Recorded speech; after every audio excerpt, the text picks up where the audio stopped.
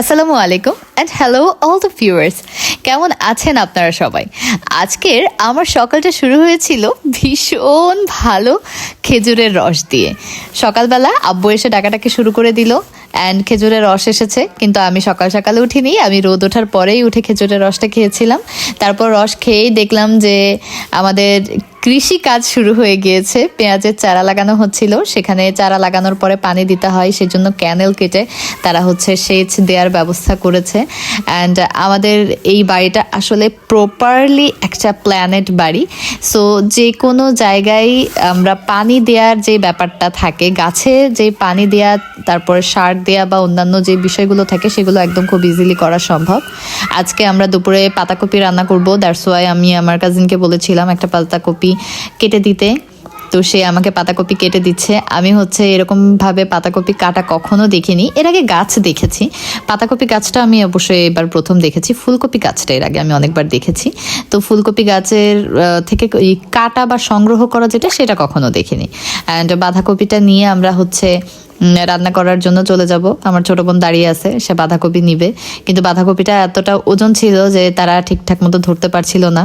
আমার ছেলে আবার তার খালামণিকে সাহায্য করতে চলে গিয়েছিল, যে তার খালা একা ক্যারি করতে পারছে না, তো তার শক্তি বেশি তার খালার থেকে, এই জন্য সে নিবে। আবার নিয়ে দেখলো যে না, একটু ভারী, এই জন্য তাকে দিয়ে দিয়েছে। পরে আমি রিকোয়েস্ট করা যে তোমার একটা ভিডিও করব, তুমি আসো, তখন সে এইভাবে নিয়ে আসছিল।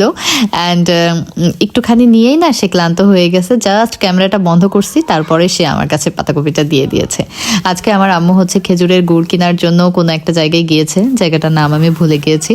সো বাসায় আমি রয়েছি, এই জন্য রান্নার দায়িত্বটা আমার কাঁধে পড়েছে। এবং আমি আপনাদের শহুরে আপু, আমি মাটির চুলায় রান্না করতে পারি না, সো আমি রান্না করার জন্য বাসার রুমের ভিতরে যে কিচেন আছে সেখানে রান্না করতে চলে এসেছিলাম।